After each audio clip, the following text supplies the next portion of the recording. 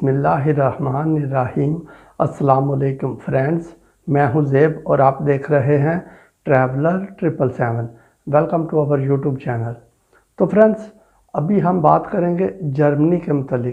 जी friends, Germany जो है उसका टूरिस्ट वीज़ा आप कैसे ले सकते हैं उसके मतलब हम बात करेंगे, और इसके टूरिस्ट वीज़ा के लिए कौन कौन से डॉक्यूमेंट रिक्वायर्ड हैं। वैसे तो आपको पता है कि जर्मनी जो है एक शेंजन मेंबर कंट्री है, यूरोपीय यूनियन में है और बहुत ज़्यादा स्ट्रांग इकानमी रखने वाला कंट्री है। जर्मनी के लोग जो हैं बेसिकली अपनी जो लैंग्वेज बोलते हैं वो डच लैंग्वेज है इसकी। और जर्मनी में जितने भी यानी कि फॉरेनर्स रहते हैं उनको भी पता है कि जर्मनी के जो लॉज हैं वो बहुत ज़्यादा स्ट्रिक्ट हैं।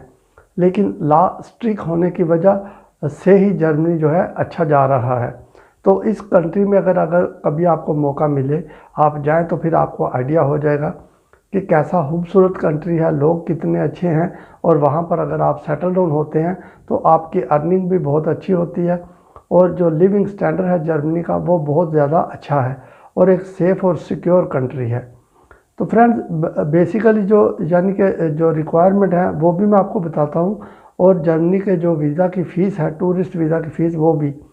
तो सबसे पहले जो है डॉक्यूमेंट्स के ऊपर बात कर लेते हैं कि आपके पास आपका वैलिड पासपोर्ट होना चाहिए जिसके एक्सपायर होने में एटलीस्ट 6 महीने रहते हों।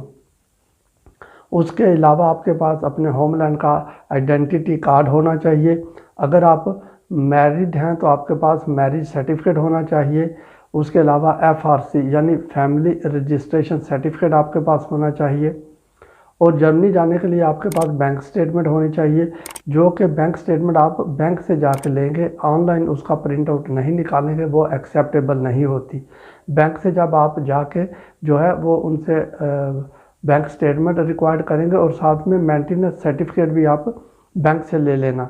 वो मेंटेनेंस सर्टिफिकेट का सिर्फ यही मतलब होता है कि आप अपना अकाउंट किस तरह से मेंटेन कर रहे हैं।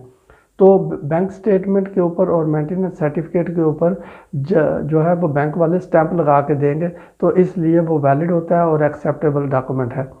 इसके अलावा आपके पास एयर टिकट की रिजर्वेशन होनी चाहिए। आपने टिकट परचेज नहीं करनी जब तक कि आपको वीज़ा नहीं मिल जाता। एयर टिकट की रिजर्वेशन होनी चाहिए और कोशिश करें कि जो होटल है होटल की कंफर्मेशन आप लगाएं। पेड होटल वोचर हो वो साथ में लगा दें या कंफर्म होटल बुकिंग ले। होटल बुकिंग की रिजर्वेशन ना लगाएं।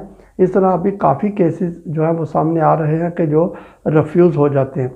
तो बेहतर है आप रिफ्यूज़ल को फेस ना करें। तो उससे बेहतर है कि आप जो है डायरेक्ट जाके होटल की वेबसाइट जो है उसके ऊपर जाके कंफर्म होटल बुकिंग ले लें, वो आपके लिए सही रहेगी। तो फ्रेंड्स, इसके अलावा जो बैंक स्टेटमेंट होगी उसमें आपकी सैलरी जो है वो आनी चाहिए। जो भी आप काम करते हैं वो सैलरी आपकी जो है वो बैंक स्टेटमेंट से ही शो हो जाएगी कि कितनी सैलरी है। और बैंक स्टेटमेंट हमेशा पिछले 6 महीने से वो मांगते हैं, लास्ट 6 मंथ से रिक्वायर्ड होती है, ताकि एटलीस्ट वो चेक कर लें कि आपकी इनकम कितनी है, यानी अर्निंग क्या है आपकी, एक्सपेंडिचर कितने हैं और आपकी सेविंग कितनी हो रही है एवरी मंथ। इसलिए वो पिछले 6 महीने से बैंक स्टेटमेंट लेते हैं।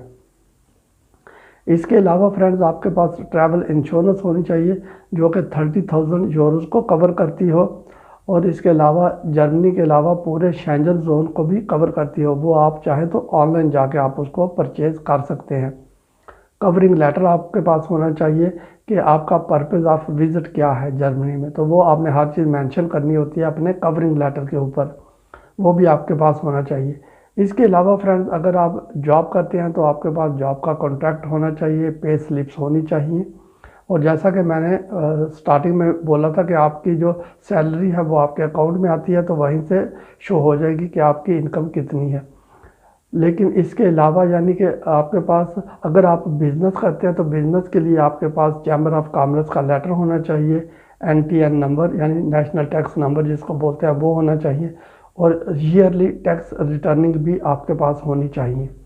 इन चीज़ों से ये पता चल जाता है कि आपकी अर्निंग कितनी है, आप कितना टैक्स पे कर रहे हैं, तो ये सारी चीज़ें वहाँ से जो है वो चेक भी हो जाती हैं।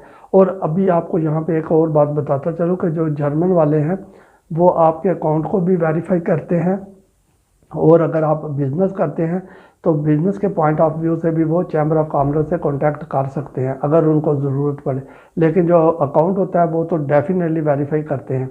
और आप यानी कि जिस कंपनी में आप जॉब करते हैं, किसी भी कंपनी में किसी भी जगह पे, वहाँ से अपने एम्प्लॉय से एक लेटर ले लें जिसके ऊपर वाज़ह तौर पे लिखा हो कि आप इस डेट से इस डेट तक आपके हॉलीडेज़ हैं, आप जहाँ जाना चाहते हैं आप जा सकते हैं, आपके एम्प्लॉय को कोई एतराज़ नहीं है। ये छोटी सी एक डिक्लेरेशन होती है, वो लिख के दे देंगे, साथ में स्टैंप लगा देंगे। तो ये डॉक्यूमेंट हो गए। इसके अलावा वीज़ा एप्लीकेशन फॉर्म जो है फ्रेंड्स, वो आपको ऑनलाइन जर्मनी की वेबसाइट से मिल जाएगा। वहाँ पर फ्री ऑफ कॉस्ट होता है, वो आप डाउनलोड कर लें। लेकिन कोशिश करें कि उसको आप ऑनलाइन फिलअप कर लें। अगर आप ऑनलाइन फिल करेंगे तो फिर यह है कि वो पढ़ने में भी आसानी होती है और खूबसूरत भी लगता है। अगर आप नहीं ये प्रोसेस कर सकते तो फिर आप उसका प्रिंट आउट निकाल लें और आराम से बैठ के अच्छे से लेटर्स के साथ आप उसको फिल कर लें, ताकि जो बंदा आपकी एप्लीकेशन चेक करेगा उसको आसानी से समझ आ जाए। तो इसलिए वो वीज़ा एप्लीकेशन आपके पास होना चाहिए। अभी बात करते हैं फ्रेंड, इसके जो टूरिस्ट वीज़ा की फ़ीस है वो है 80 यूरो। जी फ्रेंड, 80 यूरो है। आप जिस भी कंट्री से आपका ताल्लुक़ है, आप वो 80 यूरो को अपने होमलैंड की करेंसी में कन्वर्ट करके देख लें, उतने पैसे बनते हैं। तो आप अपने होमलैंड की जो करेंसी है उसमें आप फ़ीस पे करेंगे। लेकिन ये वैसे बता रहा हूँ कि यूरोज़ में इसकी फ़ीस है वो 80 यूरो वीज़ा फ़ीस है। बाकी छोटे मोटे और खर्चे हैं, जिस तरह आपने होटल कंफर्म लेना है या पेड लेना है तो वो भी आपको पे करना पड़ेगा। ट्रैवल इंश्योरेंस आपने लेनी है ऑनलाइन तो वो भी आप परचेज़ करेंगे। तो इतना ज़्यादा खर्चा नहीं होता अगर आप खुद करें ये सारा काम। मैं वैसे भी हर बंदे को यही बोलता हूँ कि आप खुद मेरे भाई ये काम करें।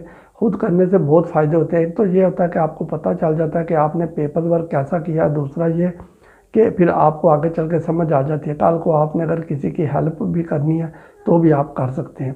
तो ये फ्रेंड्स, अब जर्मनी की जो वीज़ा अपॉइंटमेंट है, यानी कि वो जो आपने लेनी है जब आपने डॉक्यूमेंट सबमिट करने हैं, तो वो भी जर्मनी की वेबसाइट पे ही जाके आपने फ्री ऑफ कॉस्ट वो ले लेनी है अपॉइंटमेंट। तो ये तरीक़ाकार है। आप खुद यानी कि जिस भी कंट्री का आपने वीज़ा अप्लाई करना हो उसकी वेबसाइट को जाके आप ज़रूर सर्च आउट करें। तो अभी हम जर्मनी के मतलब बात कर रहे हैं, तो जर्मनी की वेबसाइट को आप सर्च आउट करें, आपको सारी इन्फॉर्मेशन मिल जाएगी फ्रेंड्स। तो ये सारा प्रोसेस है। ये एक अच्छी सी फाइल बना के A4 पेज के ऊपर इनकी कलर फ़ोटोकॉपी करवा लें सारे डॉक्यूमेंट्स की, और ओरिजिनल भी ले लें। यानी एक साइड पे ओरिजिनल ले लें, एक साइड पे कलर फ़ोटोकॉपी ले लें। तो आप जिस दिन आपकी अपॉइंटमेंट होगी उस दिन आप चले जाएं यानी वीज़ा सेंटर, तो वहाँ पे जाके आप जो है अपनी एप्लीकेशन सबमिट कर दें और उनकी फ़ीस पे कर दें। हाँ, एक और बात, वीज़ा सेंटर वाले जो है थोड़े से चार्जेस लेते हैं, क्योंकि उन्होंने आपके डॉक्यूमेंट लेके डिस्पैच करने होते हैं एम्बेसी को, तो वो भी थोड़े से आपसे चार्जेस ले लेंगे। तो फ्रेंड्स, ये सारा प्रोसेस है, आप करें। Good luck. उम्मीद करता हूँ कि आपको जर्मनी का वीज़ा मिल जाएगा। फ्रेंड्स, अगर आपको वीडियो अच्छी लगे तो चैनल को सब्सक्राइब कीजिएगा, वीडियो को लाइक और शेयर कीजिएगा। स्टे ट्यून, अपना बहुत सा ख्याल रखिएगा। फिर मिलेंगे किसी नई वीडियो में किसी नई अपडेट के साथ। तब तक टेक केयर। अल्लाह हाफिज़।